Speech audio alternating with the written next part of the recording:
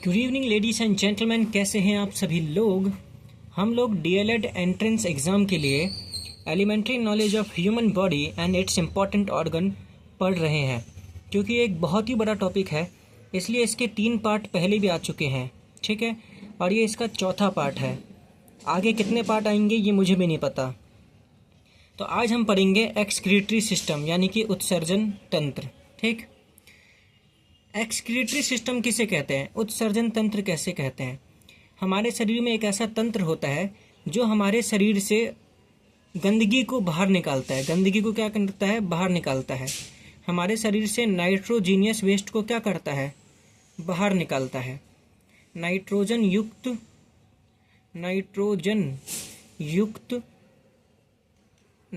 युक्त अपशिष्ट को क्या करता है, बाहर निकालता है। तो हमारे शरीर का एक ऐसा तंत्र जो हमारे शरीर से जितना भी वेस्ट होता है, जितनी भी गंदगी होती है, उसको बाहर निकालता है, उसको बोलते हैं उत्सर्जन तंत्र। जब मैंने आपको पाचन प्रक्रिया पढ़ाया था तो उसमें हमने एनएस के बारे में पढ़ा था, हमने गुदा द्वार के बारे में पढ़ा था। गुदा द्वार से भी क्या होता है, जितना भी वेस्ट होता है, जितना भी टॉयलेट होता है, वो बाहर निकल जाता है, समझे। आज हम एक्सक्रीटरी सिस्टम में एक बहुत ही मेन ऑर्गन है हमारे बॉडी का, उसके बारे में पढ़ेंगे, ठीक है। और उस ऑर्गन का नाम है किडनी। क्या है, किडनी। उस ऑर्गन का नाम है किडनी यानी कि वृक्क, यानी कि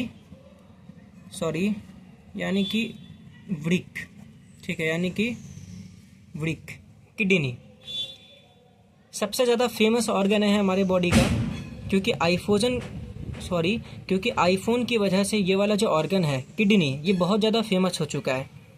एक्चुअली में बॉडी में किडनी का काम क्या होता है, किडनी क्या करता है, हमारे ब्लड को, हमारे खून को क्या करता है, फिल्टर करता है। हमारे खून को क्या करता है, फिल्टर। किडनी का काम ही ये होता है। किडनी जब हमारे ब्लड को फिल्टर करता है, जब हमारे खून को साफ़ करता है, तो उसमें से बहुत सारा गंदगी निकलता है, उसमें से बहुत सारा क्या निकलता है, वेस्ट निकलता है। और उसी वेस्ट की वजह से हमारा यूरिन बनता है, हमारा क्या बनता है, मूत्र बनता है। तो किडनी क्या करता है, ब्लड को फिल्टर। और जब किडनी ब्लड को फिल्टर करता है तो ब्लड में से बहुत सारा बेकार का गंदा लिक्विड निकलता है। उसी गंदे लिक्विड को हम यूरिन कहते हैं, मूत्र कहते हैं, ठीक है। तो किडनी के बारे में कुछ इंपॉर्टेंट चीज़ें हैं, वो लिख लीजिए। किडनी के बारे में सबसे पहली बात, ये हमारे ब्लड को क्या करता है, फिल्टर करता है। किडनी यानी कि वृक्क, ये ब्लड को करता है फिल्टर, ब्लड फिल्टर करने का काम करता है। रक्त को क्या करता है, शुद्ध, तो रक्त शुद्ध करने का काम करता है। किडनी की बात करें तो किडनी का जो शेप होता है वो एक बीज की तरह होता है। कैसा होता है, एक बीज, यानी कि एक बीन की तरह। तो किडनी अगर आप देखोगे ना तो एक बीज की तरह होता है। ये मैंने बनाया भी है तो आप देख सकते हो, ये एक आम के बीज की तरह है। तो किस बीज की तरह होता है हमें ये नहीं देखना, किडनी का शेप होता है बस एक बीज की तरह, एक बीन की तरह। किडनी हमारे एक मुट्ठी जितने आकार का होता है, ठीक है। हमारे पास 2 किडनी होती है, एक ये वाली और एक ये वाली। जैसे हमने ह्यूमन हार्ट पढ़ा था तो लेफ़्ट को हमने राइट लिखा था, राइट को हमने लेफ़्ट लिखा था। ऐसे ही ये वाला जो किडनी होगा, इसको हमें लिखना है लेफ़्ट किडनी। क्या लिखना है, लेफ़्ट। वैसे ये होगा तो हमारा दाई तरफ, लेकिन इसको हमें लिखना है बाया। क्या लिखना है, बाया। तो ये होगा हमारा लेफ़्ट किडनी यानी कि बाया वृक्क, ठीक है। और ये होगा हमारा राइट किडनी, ये क्या होगा हमारा, राइट किडनी यानी कि दाया वृक्क, ठीक है। अब क्या होता है, किडनी के अंदर ना गंदा खून आता है। किडनी के अंदर क्या आता है, गंदा खून। अब सवाल उठता है कि कौन से नस से किडनी के अंदर सबसे गंदा खून आता है।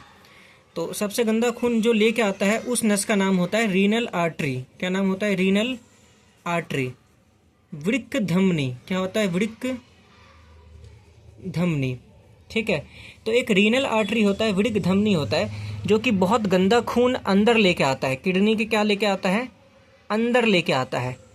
तो आपको याद रखना है, रीनल आर्टरी वो नस होती है जो सबसे गंदा खून अपने पास रखता है। एग्जाम में पूछा जाएगा सबसे इम्प्योर ब्लड, सबसे गंदा खून किस नस में होता है, आप बोलोगे रीनल आर्टरी यानी कि वृक्क धमनी, क्योंकि यही सारा गंदा खून किडनी के अंदर लेके आता है। अब ये खून जाएगा किडनी के अंदर और किडनी के अंदर हो जाएगी इसकी सफाई। जब किडनी के अंदर इसकी सफाई हो जाएगी तो किडनी सीएनएस आ जाएगा बाहर, किडनी सीएनएस क्या आ जाएगा बाहर। तो जब ये किडनी के अंदर गया और जब किडनी से बाहर आया, तो किडनी से बाहर जो नस आती है ना, जो कि साफ खून लेके निकलती है, इसको बोलते हैं रीनल वीन। इसको क्या बोलते हैं? रीनल वीन, यानी कि वृक्क शिरा, यानी कि वृक्क शिरा। तो मैंने आपको धमनी और शिरा पढ़ाया था, वही है। तो वृक्क धमनी में सबसे गंदा खून होता है, लेकिन वृक्क शिरा में सबसे साफ खून होता है, क्योंकि इसमें से बिल्कुल साफ खून निकलता है। समझे? पूछा जाए कि हमारे शरीर में सबसे साफ खून किस नस में होता है? वृक्क शिरा में, रीनल वीन में।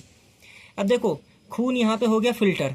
अब किडनी ने जब ब्लड को साफ कर दिया, तो जब किडनी ब्लड को साफ कर देता है, तो हमारे बॉडी में क्या बनता है? हमारे बॉडी में बनता है मूत्र, हमारे बॉडी में बनता है सुसु, यानी कि यूरिन। तो अब यहाँ पे किडनी के अंदर सुसु बन गया। अब वो सुसु क्या होगा? यहाँ से आएगा नीचे, यहाँ से क्या आएगा? नीचे, इस पाइप की मदद से आएगा नीचे। ठीक है, इस पाइप की मदद से क्या आएगा? नीचे। इधर से भी नीचे आएगा और इधर से भी, दोनों तरफ से, क्योंकि दोनों किडनी क्या करेंगे? सुसु बनाएंगे। तो ये जो पाइप होता है जिसके मदद से हमारा पेशाब, हमारा सुसु नीचे आता है, इस पाइप को बोलते हैं यूरीटर। क्या बोलते हैं हम? यूरीटर। बोलते हैं मूत्र वाहिनी। क्या बोलते हैं? मूत्र वाहिनी। तो मूत्र वाहिनी की मदद से जो सुसु होता है वो किडनी से कहाँ तक पहुँचता है? इस थैले तक पहुँचता है। और जितना भी यहाँ से मूत्र आएगा वो इस थैले के अंदर क्या हो जाएगा? जमा हो जाएगा। सारा पेशाब इस थैले के अंदर क्या हो जाएगा? जमा हो जाएगा। ठीक है। अब यहाँ से किडनी से लेकर इस थैले तक मूत्र को लाता कौन है? यूरीटर, यानी कि मूत्र वाहिनी। अब ये थैला जहाँ पर हमारा सारा पेशाब जमा होता है, इस थैले को बोलते हैं मूत्राशय। इस थैले को क्या बोलते हैं? मूत्राशय। देखो, अगर आप इसको तोड़ो, मूत्र जमा में आशय, यानी कि मूत्र का आशय, मूत्र का घर। तो यहाँ पर सारा मूत्र क्या होता है? जमा हो जाता है। इंग्लिश में बोलते हैं इसको यूरिनरी ब्लैडर। क्या बोलते हैं? Urinary bladder. तो अगर आपसे पूछा जाए किडनी से, अगर आपसे पूछा जाए कि किडनी से यूरिनरी ब्लैडर तक, वृक्क से मूत्राशय तक मूत्र को लाता कौन है? तो हम बोलेंगे मूत्रवाहिनी। ठीक है, ये भी दो होती हैं, एक बाया मूत्रवाहिनी और एक दाया मूत्रवाहिनी। जैसे लेफ्ट किडनी और राइट किडनी, वैसा ही सेम सिस्टम है। ठीक है। अब ये जो मूत्राशय होता है, ये जो ब्लैडर होता है, ये जो थैली होता है जिसके अंदर मूत्र जमा होता है, याद रखना, ये एक बार में 300 से लेकर 500 ml, यानी कि करीबन आधा लीटर तक मूत्र जमा कर सकता है। ठीक। यूरिनरी ब्लैडर यानी कि मूत्राशय, इसके लास्ट में एक छोटा सा ओपनिंग होता है। छोटा सा क्या होता है? छेद होता है। छोटा सा छेद होता है। इस थैले के लास्ट में एक छोटा सा छेद होता है। इस छेद को बोलते हैं मूत्र मार्ग। इंग्लिश में बोलते हैं यूरेथ्रा। क्या बोलते हैं? यूरेथ्रा। तो मूत्राशय के अंत में होता है एक छोटा सा छेद, जिसको बोलते हैं मूत्र मार्ग। इस छेद की मदद से जो जितना भी हमारा मूत्र होता है ना, पेशाब होता है, वो क्या होता है? शरीर से बाहर निकल जाता है। तो ये था आपका पूरा डायग्राम हमारे उत्सर्जन तंत्र का, एक्सक्रीटरी सिस्टम का। अब आगे पढ़ते हैं हम लोग एक बहुत ही इंपॉर्टेंट टॉपिक के बारे में, जिसका नाम है हेमोडायलिसिस। हिंदी में भी बोलते हैं इसको हीमोडायलिसिस। ठीक है। होता क्या है कि कई बार ना लोगों की किडनी खराब हो जाती है। अब लोगों की किडनी खराब हो गई तो उनका जो ब्लड है वो साफ़ होना बंद हो जाता है। ऐसे में इंसान मर सकता है। ठीक है। तो एक मशीन होता है जिसको बोलते हैं हम आर्टिफिशियल किडनी, यानी कि कृत्रिम वृक्क। ठीक है। किडनी खराब हो गई तो हम एक मशीन लगा देते हैं, एक मशीन का यूज़ करते हैं खून को साफ़ करने के लिए, जिसको बोलते हैं आर्टिफिशियल किडनी, कृत्रिम वृक्क। क्या बोलते हैं? कृत्रिम वृक्क। तो जो आर्टिफिशियल किडनी है ना, उसी को बोला जाता है हेमोडायलिसिस। क्या बोला जाता है? हेमोडायलिसिस।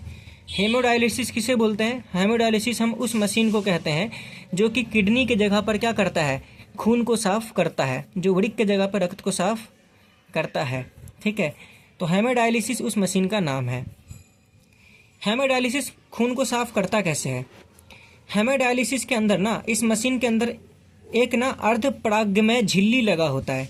इंग्लिश में बोलते हैं semi permeable membrane. Semi permeable membrane. ठीक है। सेमी और परमिएबल, परमिएबल मतलब परमिशन, परमिशन आज्ञा। ठीक है। और मेम्ब्रेन यानी कि झिल्ली। तो अर्ध पारगम्य झिल्ली, इस मशीन के अंदर एक अर्ध पारगम्य झिल्ली लगा होता है। अर्ध पारगम्य झिल्ली उन दीवारों को कहते हैं, उन झिल्ली को कहते हैं जो कि ना अपने अंदर से सिर्फ कुछ चीज़ों को पास होने देता है। ठीक है, मतलब ये एक ऐसा छन्नी होता है ना जो अपने अंदर से सिर्फ खून को पास होने देता है, समझे, और जितना भी गंदगी होता है ना उसको अपने अंदर से पास नहीं होने देता। इसलिए इसका नाम है अर्ध प्राग्म्य झिल्ली। अर्ध मतलब आधा, कुछ ही चीज़ों को जाने देगा अपने अंदर से ये। इंग्लिश में भी पढ़ सकते हो सेमी परमिएबल मेम्ब्रेन। सेमी मतलब आधा और परमिएबल मतलब परमिशन। तो ये सिर्फ कुछ चीज़ों को परमिशन देता है अपने अंदर से गुजरने का। तो ये एक छन्नी लगा होता है इस मशीन के अंदर जो सिर्फ अच्छे खून को, साफ खून को जाने देता है और जितना भी गंदगी होता है उसको पास नहीं होने देता है। ठीक, अब बात करते हैं कि आखिर जो किडनी होता है, जो वृक्क होता है, आखिर वो खून को साफ करता कैसे है, रक्त को साफ करता कैसे है।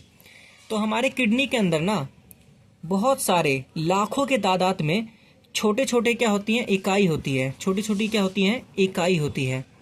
ठीक है, सबसे छोटी इकाई हमारे किडनी के अंदर ना बहुत छोटे छोटे ना इकाई होती है जो कि खून को साफ करती है। उसको बोलते हैं वृक्काणु यानी कि नेफ्रॉन। हिंदी वालों के लिए आसान है, वृक्क के अणु यानी कि वृक्काणु। तो हमारा किडनी जो होता है ना उसके अंदर बहुत छोटे छोटे ना वृक्काणु होते हैं, नेफ्रॉन होते हैं। ये असल में क्या करते हैं, खून को साफ करते हैं। पूछा जाए वृक्काणु किसे कहते हैं, तो जो किडनी की जो सबसे छोटी इकाई होती है उसको क्या कहते हैं, वृक्काणु कहते हैं। किडनी की जो सबसे छोटी यूनिट होती है उसको क्या बोलते हैं, नेफ्रॉन कहते हैं। यही सारा काम करता है। ठीक है, याद रखना है, नेफ्रॉन जो है, वृक्काणु जो है, वो किडनी की कार्यात्मक तथा संरचनात्मक इकाई होती है। संरचनात्मक इकाई, इंग्लिश वाले लिख सकते हैं फंक्शनल एंड स्ट्रक्चरल यूनिट। ठीक है, जो वृक्काणु होता है ना वो किडनी का कार्यात्मक और संरचनात्मक इकाई होता है। यानी कि जितना भी कार्य होता है वो भी वृक्काणु करता है और जितना भी संरचना होता है किडनी का वो भी वृक्काणु की वजह से बना होता है। तो कहने का मतलब ये है कि किडनी असल में कुछ है ही नहीं। किडनी खुद कोई काम नहीं करता। किडनी के अंदर तो ये बेचारे छोटे छोटे वृक्काणु बैठे होते हैं जो सारे काम करते हैं। तो कार्यात्मक इकाई भी वृक्काणु होता है और संरचनात्मक इकाई भी क्या होता है, वृक्काणु। तो किडनी की संरचना भी वृक्काणु की वजह से बनी होती है। वृक्काणु दिखाई कैसा देता है, वृक्काणु के अंदर होता है एक कैप्सूल, एक होता है हमारा कटोरा। वृक्काणु के अंदर क्या होता है, एक कटोरा। इस कटोरे को बोलते हैं हम लोग बोमेन कैप्सूल। क्या बोलते हैं, बोमेन कैप्सूल। हिंदी में बोलते हैं बोमेन सपाट, बोमेन सपाट। इसी कटोरे के अंदर ना छन्नी होता है। इस कटोरे के अंदर क्या होता है, छन्नी। ऐसे गोल गोल मोड़ दो। इस छन्नी को बोलते हैं ग्लोमेरुलस। क्या बोलते हैं, ग्लोमेरुलस। इंग्लिश में भी यही बोलते हैं हम लोग, ग्लोमेरुलस। ठीक है, और इसके बाद इस कटोरे के नीचे एक पाइप लगा होता है। इस कटोरे के नीचे क्या लगा होता है, एक ट्यूब लगा होता है। और ये ट्यूब बाद में जाकर ऐसे एक बड़े से पाइप के साथ जुड़ जाता है। ठीक है, इस ट्यूब को बोलते हैं ट्यूब। इस ट्यूब को क्या बोलते हैं, सिर्फ ट्यूब बोलते हैं और कुछ नहीं बोलते हैं। तो ये होता है ट्यूब। क्या होता है, ट्यूब। ठीक, और ये लास्ट में होता है ना, ये हिस्सा वृक्काणु का जो लास्ट में हिस्सा होता है इसको बोलते हैं संग्राहक वाहिनी। संग्राहक वाहिनी, कलेक्टिंग डक्ट। अब होता क्या है, खून कैसे साफ होता है, ब्लड कैसे साफ करता है नेफ्रॉन, इसके बारे में बात करता है। ठीक, होता क्या है कि गंदा खून आया, मैंने आपको बताया था कि सबसे गंदा खून किससे आता है, रीनल आर्टरी से, वृक्क धमनी से। वृक्क धमनी से। अब वृक्क धमनी, रीनल आर्टरी यहाँ पे आता है इस छन्नी में। और ये जो छन्नी है ना, ये जो लगा हुआ है ग्लोमेरुलस, इस छन्नी का नाम मैंने आपको क्या बताया, ग्लोमेरुलस। ये जो ग्लोमेरुलस छन्नी होता है ये ब्लड को फिल्टर कर देता है। ब्लड का क्या कर देता है, अल्ट्रा फिल्ट्रेशन। तो याद रखना कि वृक्क जब काम करता है ना तो सबसे पहला काम जो होता है वृक्क का वो होता है अल्ट्रा फिल्ट्रेशन। क्या होता है, अल्ट्रा फिल्ट्रेशन। तो ये रक्त का, ये ब्लड का क्या कर देता है, अल्ट्रा फिल्ट्रेशन कर देता है। हिंदी में बोलते हैं निस्यंदन। क्या कर देता है, निस्यंदन। ठीक है, आपसे पूछा जाए कि ब्लड का निस्यंदन करता कौन है तो आप बोलोगे ग्लोमेरुलस, क्योंकि यही तो होता है ना छन्नी जो कि ब्लड को फिल्टर कर देता है। तो ये छन्नी ग्लोमेरुलस है जो ब्लड को अल्ट्रा फिल्टर करता है। आपसे पूछा जाए कि ब्लड का अल्ट्रा फिल्ट्रेशन होता कहाँ पर है, अल्ट्रा फिल्टर कहाँ हो जाता है ब्लड, तो आप बोलोगे इस ढक्कन में। अगर आपसे जगह का नाम पूछेगा तो जगह तो यही है ना, जगह तो यही है, इस कैप्सूल के अंदर ही तो हो रहा है, इस कटोरे के अंदर ही तो हो रहा है ब्लड फिल्टर। लेकिन आपसे पूछे ब्लड फिल्टर कर कौन रहा है, तो आप बोलोगे ग्लोमेरुलस, क्योंकि यही तो है, ये छन्नी तो है जो कर रहा है, ठीक है। लेकिन जगह पूछे तो ये कैप्सूल। अब देखो ये ब्लड आया, इसके अंदर हो गया इसका अल्ट्रा फिल्ट्रेशन। अब ये नस आ जाएगा, बाहर से निकल जाएगा, ये नस क्या होगा, बाहर से फिर निकल जाएगा, यहाँ पे फिल्टर हुआ और ये फिर बाहर निकल गया। सिंपल सी बात ये है, ठीक। अब जब ब्लड फिल्टर हो जाता है तो ब्लड के अंदर का जितना भी गंदा चीज़ होता है वो बाहर निकल जाता है, यानी कि जो मूत्र होता है वो बाहर निकल जाता है और वो चले जाता है नीचे इस पाइप से, ठीक है। इस पाइप से नीचे चले जाता है और डॉट डॉट डॉट डॉट करते करते करते करते करते करते करते करते डट और यहाँ पर जाके जमा हो जाता है। यहाँ पर जाके क्या हो जाता है, जमा हो जाता है। तो ये जो संग्राहक वाहिनी है, ये जो कलेक्टिंग डक्ट है, इसका और कुछ काम नहीं होता, इसका काम होता है सारे मूत्र को इकट्ठा करना, ठीक। समझ में आ गया होगा आपको, ठीक है। तो ये पहला स्टेप मैंने आपको बता दिया मूत्र बनने का। मूत्र बनने का पहला स्टेप होता है अल्ट्रा फिल्ट्रेशन, ब्लड का अल्ट्रा फिल्ट्रेशन होता है, निस्यंदन होता है, ठीक है। दूसरा स्टेप देखो, दूसरा स्टेप क्या होता है, जगह नहीं है तो मैं इसके अंदर ही लिख रहा हूँ। दूसरा स्टेप क्या होता है, अब देखो ये ब्लड में से ना ये सारा मूत्र निकल गया, मूत्र क्या हो गया, निकल गया। लेकिन कई बार क्या होता है कि इस मूत्र के अंदर ना बहुत सारा ना जरूरी चीज़ भी निकल जाता है, जैसे कि नमक निकल जाता है, NaCl, बहुत सारा मिनरल निकल जाता है, ठीक है। तो देखो जब ब्लड साफ होता है ना, जब खून यहाँ पे हमारा साफ होता है तो खून में से ना सब कुछ बाहर निकाल दिया जाता है, सिर्फ खून को छोड़कर, ब्लड को छोड़कर। तो होता है क्या है, ये जो नीचे मूत्र निकलता है ना, इस मूत्र के अंदर बहुत सारी अच्छी अच्छी चीज़ें भी निकल जाती है। कई बार इसके अंदर ग्लूकोज होता है, कई बार इसमें बहुत सारे अलग अलग तरीके के नमक होते हैं, कई बार इसमें लोहा होता है, कई बार इसमें मैग्नीशियम होता है। तो कई बार ये सब चीज़ें ना खून से बाहर निकल जाती है और हमारे शरीर को क्या, इन चीज़ों की ज़रूरत होती है, हमारे शरीर को इन चीज़ों की क्या होती है, ज़रूरत। तो हमारा शरीर क्या करता है, ये जितनी भी चीज़ें होती है ना, चाहे NaCl हो, मिनरल हो, ग्लूकोज हो, जितना भी चीज़ें, हमारा शरीर उन चीज़ों को वापस क्या कर लेता है, एब्जॉर्ब कर लेता है। तो ये जो ट्यूब है ना, इस ट्यूब की मदद से वापस हमारे शरीर क्या करता है, इन चीज़ों को एब्जॉर्ब कर लेता है।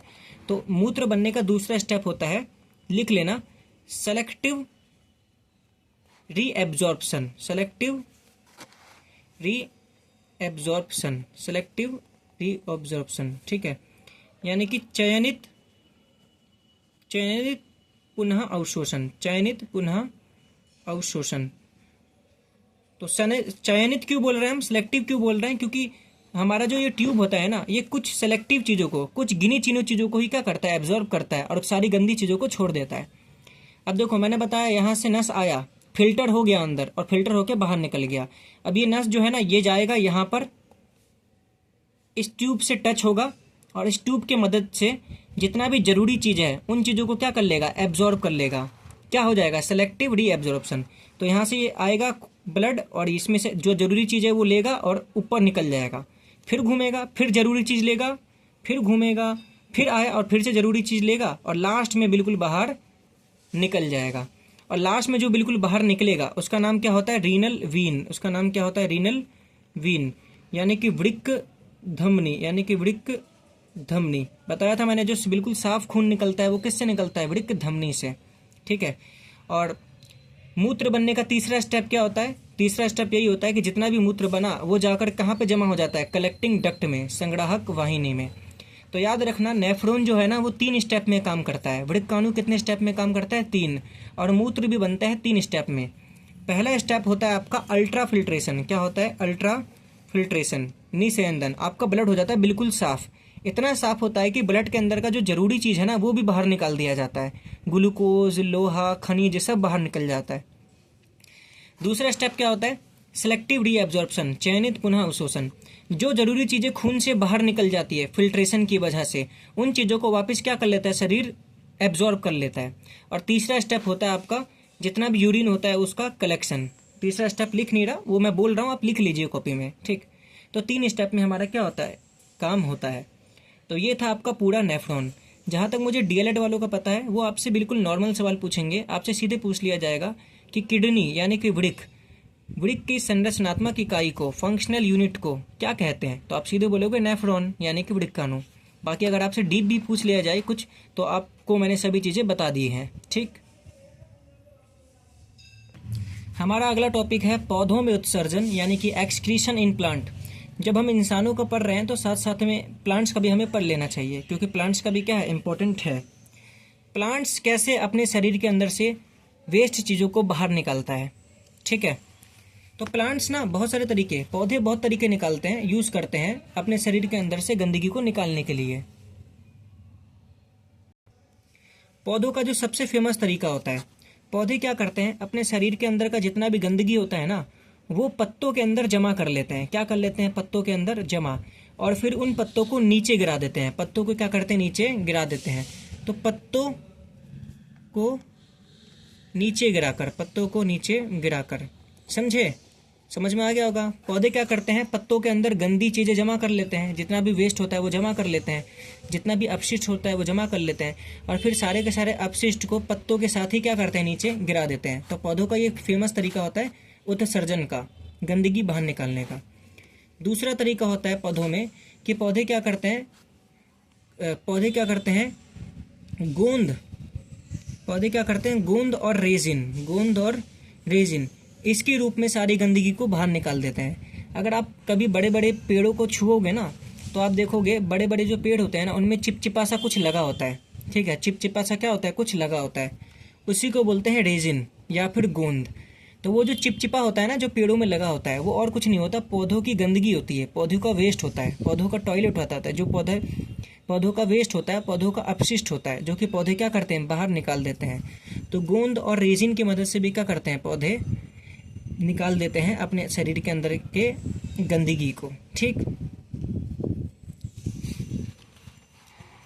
बहुत सारे पौधे क्या करते हैं कि अपने शरीर की गंदगी को जाइलम के अंदर क्या करते हैं, इकट्ठा कर लेते हैं, जाइलम में इकट्ठा।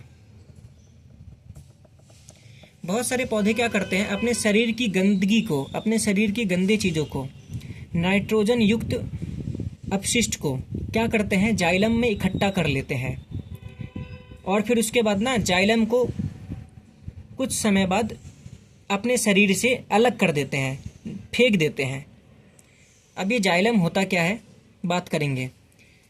ठीक है, आगे हम पढ़ेंगे जाइलम आखिर होता क्या है। तो अभी के लिए आप बस याद रखो कि पौधे क्या करते हैं, जाइलम में क्या करते हैं, अपशिष्ट को इकट्ठा कर लेते हैं, और उसके बाद जाइलम को क्या करते हैं, छोड़ देते हैं। जाइलम और कुछ नहीं होता, जाइलम कोशिका होता है। पौधों के अंदर क्या होती है, कोशिका। जैसे पौधों के अंदर जाइलम एक कोशिका होता है, ये मरा हुआ कोशिका होता है। कैसा कोशिका होता है, मृत कोशिका। कैसा कोशिका, मृत कोशिका। तो पौधों में ना मृत कोशिका से बना हुआ होता है एक चीज़, जिसे बोलते हैं जाइलम। और इस मृत कोशिका में, इस मरे हुए कोशिका में पौधे क्या करते हैं, अपनी गंदी चीज़ों को जमा कर लेते हैं, अपशिष्ट को जमा कर लेते हैं, और उसके बाद जाइलम को नीचे छोड़ देते हैं। इस तरीके से पौधे क्या करते हैं, उत्सर्जन करते हैं। हमारे इस वीडियो का लास्ट टॉपिक है पौधों में वहन, यानी कि ट्रांसपोर्टेशन इन प्लांट। देखो, हमने पढ़ा था कि पौधे अपना खाना कैसे बनाते हैं। तो पौधे प्रकाश संश्लेषण की मदद से अपना खाना बनाते हैं। ठीक है, मैंने आपको बताया था पौधे जो है ना, पानी का मदद लेते हैं, कार्बन डाइऑक्साइड का मदद लेते हैं, और सूर्य के प्रकाश का क्या लेते हैं, मदद लेते हैं खाना बनाने के लिए। तो अब पौधे जड़ों से पानी को क्या करते हैं, इकट्ठा करते हैं। CO2 उनको कहाँ से मिल जाता है, स्टोमाटा की मदद से मिल जाता है, रंध्र की मदद से मिल जाता है। और सूर्य के प्रकाश को कौन पकड़ता है, क्लोरोफिल पकड़ लेता है, जकड़ लेता है, मैंने आपको पढ़ाया था। और प्रकाश संश्लेषण जब होता है, CO2 प्लस में H2O, प्रकाश, क्लोरोफिल ये तो क्या करेगा, प्रकाश को पकड़ेगा। तो खाना क्या बनता है, C6H12O6 प्लस में O2। बताया था मैंने, ग्लूकोज बनता है, और ग्लूकोज का फॉर्मूला होता है C6H12O6। ठीक, तो देखो पौधों में ये ग्लूकोज बन गया, लेकिन पौधों में जो प्रकाश संश्लेषण होता है वो कहाँ पर होता है, क्लोरोफिल के अंदर होता है, पत्तों के अंदर होता है, बताया था मैंने आपको। तो अब पौधों में जो खाना बना है वो तो बना है पत्तों के अंदर। अब पौधों में जो ग्लूकोज बन गया, खाना बन गया, उसको तो पूरे के पूरे पौधे के अलग अलग हिस्सों में पहुँचाना है ना। अब एक पेड़ इतना बड़ा होता है, अब उसमें प्रकाश संश्लेषण हुआ, उसके पत्तों के अंदर खाना बना। तो अब जो खाना बना है, अब वो खाना जो है पूरे के पूरे पेड़ के शरीर में पहुंचेगा, तभी तो पेड़ स्वस्थ रहेगा ना। तो आखिर पौधों में वहन कैसे होता है, पौधे अपना खाना जो बनाते हैं वो पूरे शरीर में कैसे पहुंचाते हैं, या फिर ये जो पानी पौधे जड़ से जमा करते हैं, आखिर इस जमा किए हुए पानी को पौधे पत्तों तक कैसे पहुंचाते हैं ताकि प्रकाश संश्लेषण हो जाए। ठीक, तो सिंपल सी बात है, पौधों के अंदर ना दो तरीके के ट्यूब होते हैं। एक ट्यूब होता है जिसको बोलते हैं जाइलम, और एक ट्यूब होता है जिसको बोलते हैं फ्लोएम। क्या बोलते हैं? फ्लोएम। एक ट्यूब होता है जिसको बोलते हैं जाइलम और एक ट्यूब होता है जिसको बोलते हैं फ्लोएम। तो जा से जाइलम और जा से जल, जा से जल। और जब हम बोलते हैं पानी, वाटर, तो हम बोलेंगे मिनरल वाटर। कौन सा बोलेंगे? Mineral water. तो जल और खनिज, खनिज मतलब मिनरल। जल और खनिज, इन दोनों के ट्रांसपोर्टेशन में हम पौधों के शरीर में कौन मदद करता है? जाइलम, यानी कि मिनरल एंड वाटर। ठीक है, तो आपने मिनरल वाटर सुना होगा ना, तो मिनरल और वाटर, खनिज और जल, इन दोनों का वहन कौन करता है पौधों में? जाइलम। जाइलम ही वो ट्यूब होता है जो कि जड़ों से लेकर पौधों के पत्तों तक क्या ले जाता है? पानी को ले जाता है। तो जा से जाइलम और जा से जल, और जल आएगा तो खनिज आ जाएगा, क्योंकि जल के अंदर क्या होता है? खनिज होता है। वाटर के अंदर क्या होता है? मिनरल होता है। सिंपल सी बात यह है। तो जाइलम जो है पौधों में जल का ट्रांसपोर्ट करने में मदद करता है। फा से फ्लोएम और फा से फल, फल यानी कि खाना। तो पौधों में फूड का, भोजन का ट्रांसपोर्ट कौन करता है? Food, phloem. कौन करता है? फ्लोएम। फ्लोएम पौधों में चारों तरफ ग्लूकोज को पहुंचाता है। ठीक है, तो प्रकाश संश्लेषण में ग्लूकोज बन गया, और इस ग्लूकोज को अब पौधों के अलग अलग जगह पे कौन पहुंचाएगा? फ्लोएम पहुंचाएगा। यही करता है फूड का ट्रांसपोर्टेशन। बात करें जाइलम की, तो जाइलम जो होता है ना, वो मृत कोशिका से बनता है। किससे बनता है? मृत कोशिका से, डेड सेल। जाइलम जो ट्यूब होता है ना, जो पानी को ले जाता है, वो मरे हुए कोशिकाओं से बनता है। ठीक, और फ्लोएम जो होता है वो लिविंग सेल से बना होता है। ये जिंदा होता है। क्या होता है? जिंदा। ये जीवित कोशिकाओं से बना होता है। अब इसको कैसे आप याद कर सकते हो? ठीक है, अब इसको याद कैसे कर सकते हो आप खुद सोचो। अब देखो, जाइलम ले जाता है जल, और जल में डूब के इंसान क्या हो जाता है? मर जाता है। तो इसलिए जाइलम जो है ना, वो मरा हुआ कोशिका होता है। क्या होता है? ये मरा हुआ कोशिका। और फ्लोएम होता है जिंदा। खाने में डूब के कौन मरता है? कोई नहीं मरता। अब बात करते हैं हम लोग, जाइलम जो होता है ना, वो हमेशा एक दिशा में क्या करता है? गति करता है। एक दिशाई होता है। जाइलम क्या होता है? एक दिशाई, यूनिडायरेक्शनल। क्या होता है जाइलम? यूनिडायरेक्शनल। कहने का मतलब यह है कि जाइलम जो है ना, सिर्फ नीचे से ऊपर और ऊपर से नीचे, इसी दिशा में ट्रांसपोर्टेशन कर सकता है। ठीक है, ऊपर से नीचे तो वैसे भी नहीं करता जाइलम। जाइलम सिर्फ नीचे से ऊपर, सिर्फ एक दिशा में मूवमेंट करता है। जाइलम क्या करेगा? नीचे से पानी लेगा, जड़ से पानी लेगा और पौधों के पत्तों तक पहुंचा देगा, यानी कि ऊपर पहुंचा देगा। तो जाइलम सिर्फ नीचे से कहाँ जाता है? ऊपर जाता है। तो जाइलम हमेशा एक दिशा में सिर्फ गति करता है, नीचे से ऊपर, बस यही। वही हम फ्लोएम बात करें तो ये मल्टी डायरेक्शनल होता है। फ्लोएम क्या होता है? मल्टी डायरेक्शनल, यानी कि बहुदिशाई, यानी कि बहुदिशाई। अब देखो, फ्लोएम को तो फल ले जाना है, फल यानी कि खाना। फ्लोएम को क्या ले जाना है? खाना। तो फ्लोएम जो है ना, खाने को पौधे के हर एक हिस्से में ले जाता है, इसलिए फ्लोएम चारों तरफ घूमता है खाने को पहुंचाने के लिए। तो फ्लोएम होता है बहुदिशाई, मल्टी डायरेक्शनल। तो ये था जाइलम और फ्लोएम के बारे में। ठीक है, अगर आप लोग वीडियो के यहाँ तक आ चुके हैं तो कमेंट करके बताइए कि जब पौधों के अंदर से अत्यधिक जल वाष्प के रूप में बाहर निकलता है, उस प्रक्रिया को क्या कहते हैं? जब किसी प्लांट के अंदर में मौजूद एक्सेस वाटर वेपर के फॉर्म में बाहर निकल जाता है, तो उस प्रोसेस को क्या बोलते हैं? अगर आपने जवाब दे दिया है तो बहुत बढ़िया। उस प्रोसेस को बोलते हैं वाष्पोत्सर्जन।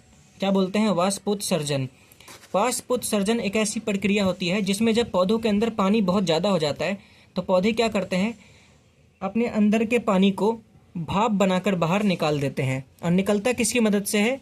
स्टोमेटा की मदद से निकलता है, रंध्र की मदद से निकलता है। जब पौधे अपने शरीर में मौजूद एक्सेस वाटर को बाहर निकाल देते हैं, उस प्रोसेस को बोलते हैं ट्रांसपीरेशन। क्या बोलते हैं? ट्रांसपीरेशन। तो याद रखना, ट्रांसपीरेशन अलग है और ट्रांसपोर्टेशन अलग है। ठीक है, अच्छा, इस स्पेलिंग में गड़बड़ हो गई है, यहाँ पे ट्रांसपोर्टेशन लिख रखा है, ट्रांसपोर्टेशन लिखना था, ट्रांसपोर्टेशन। सही कर लेते हैं इसको, ट्रांसपोर्टेशन। ठीक है, अब बढ़िया। अगर आप वीडियो में यहाँ तक आ गए हैं तो एक और बात आपके लिए बहुत इंपॉर्टेंट है। जब मैंने आपको श्वसन तंत्र पढ़ाया था तो मैंने आपको डायफ्राम के बारे में पढ़ाया था। किसके बारे में? डायफ्राम। मैंने बोला था ये जो हमारे फेफड़े होते हैं, फुफ्फुस होता है, इसके नीचे एक स्टैंड होता है, इसको बोलते हैं डायाफ्राम। ये क्या करता है? दोनों फेफड़ों को संभाल के रखता है। लेकिन डायफ्राम का और भी एक इम्पॉर्टेंट काम होता है जो मैं अभी बता रहा हूँ, आपको वो लिखना है। डायफ्राम क्या करता है? ये जो ऊपर के दोनों फेफड़े होते हैं ना, इनको फूलने में और सिकुड़ने में मदद करता है। इनको फूलने में और सिकुड़ने में मदद करता है। डायफ्राम क्या होता है? जब इन फेफड़ों को फूलना होता है ना तो डायफ्राम भी ऐसे फैल जाता है, और दोनों फेफड़ों को जब सिकुड़ना होता है तो डायफ्राम भी क्या होता है? ऐसे सिकुड़ जाता है। तो डायफ्राम नीचे होता है और डायफ्राम क्या करता है? इन दोनों फेफड़ों को फूलने और सिकुड़ने में मदद करता है। कई बार क्या होता है, हमारा जो डायफ्राम होता है ना, ये सही से काम नहीं करता, और जब डायफ्राम सही से काम नहीं करता तो हमें हिचकी आने लगती है। क्या आने लगती है? हिचकी। तो याद रखना, हमें हिचकी किसके वजह से आता है? डायफ्राम के वजह से आता है। कई लोग सोचते हैं कि हमारे गले में कुछ फंस गया, इस वजह से हिचकी आता है। नहीं, हमारे गले में कुछ फंसने की वजह से हिचकी नहीं आता। एक्चुअल में हिचकी आता है हमें डायाफ्राम के वजह से। किसके वजह से? डायाफ्राम की वजह से। जब ये सही से काम नहीं करता तब हमें हिचकी आता है। तो ये था आज का कंप्लीट वीडियो। उम्मीद करता हूँ कि आपको सभी चीज़ें अच्छे से समझ में आई हो। इस वीडियो का जो टेस्ट है आपको डिस्क्रिप्शन में मिल जाएगा। टेस्ट जरूर अटेम्प्ट कीजिएगा और कमेंट में बताइएगा कि आपके कितने नंबर आए। धन्यवाद।